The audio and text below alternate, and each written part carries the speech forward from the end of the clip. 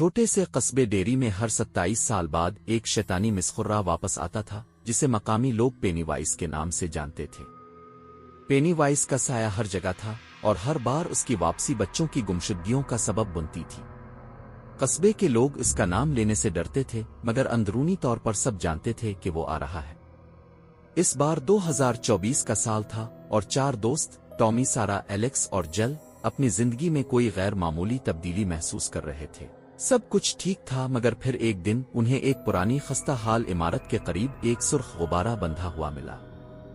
جب ٹامی نے اس غبارے کو چھوا تو ایک سرد جھونکا آیا اور کہیں دور سے مدھم سا سرکس کا میوزک سنائی دینے لگا۔ اچانک غبارہ پھٹ گیا اور ایک سرگوشی سنائی دی، میں واپس آ گیا ہوں۔ اس کے بعد سے عجیب و غریب واقعات ہونے لگے۔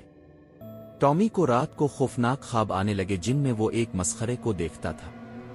ایلیکس ہر بار اکیلا ہونے پر عجیب قہقہے سنتا تھا اور سارا کو لگتا کہ کوئی سایہ اس کا پیچھا کر رہا ہے۔ جل کو اپنے تکیے کے نیچے سے ایک نوٹ ملا جس پر لکھا تھا، کھیلنے کا وقت آ گیا ہے۔ پینی وائس کی دہشت نے ان چاروں کو گھیر لیا تھا۔ جب ان کی جان پر بن آئی تو انہوں نے فیصلہ کیا کہ وہ اس شیطانی طاقت کا سامنا کریں گے۔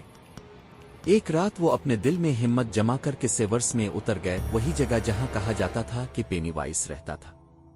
اندھیرے اور سردی سے بھری ہوئی ان سیورس کی دیواریں جیسے ان پر بند ہو رہی تھیں۔ ہر طرف پانی ٹپکنے کی آواز اور کہیں دور سے آتی ہنسنے کی آواز ان کے دلوں کو دہلا رہی تھی۔ اور پھر وہ نمودار ہوا، پینی وائس۔ اس کی پیلی آنکھیں چمک رہی تھیں اور اس کے دانت خوفناک ہنسی کے ساتھ نکلے ہوئے تھے۔ اس نے ہر بچے کے خوف کو زندہ کر دیا۔ ٹامی کے لیے پانی کا خوف، ایلیکس کے لیے اونچائی کا خوف، سارا کے لیے مکروہے کا خوف اور جل کے لیے اکیلے ہونے کا خوف۔ ہر کوئی اپنی جگہ پر پھنس گیا تھا مگر پھر ٹامی کو یاد آیا کہ ہمیں اکٹھے رہنا ہے۔ اس نے سب کو آواز دی اور آہستہ آہستہ سب نے اپنے خوف کو مات دے کر ایک دوسرے کو ڈھونڈا۔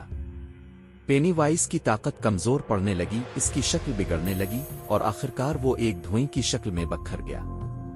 جب بچے سیورس سے نکلے تو وہ زخمی اور تھکے ہوئے تھے مگر زندہ تھے۔ مگر جیسے ہی وہ وہاں سے جانے لگے ٹامی نے کچھ عجیب دیکھا، ایک سرخ غبارہ ہوا میں خاموشی سے اڑ رہا تھا۔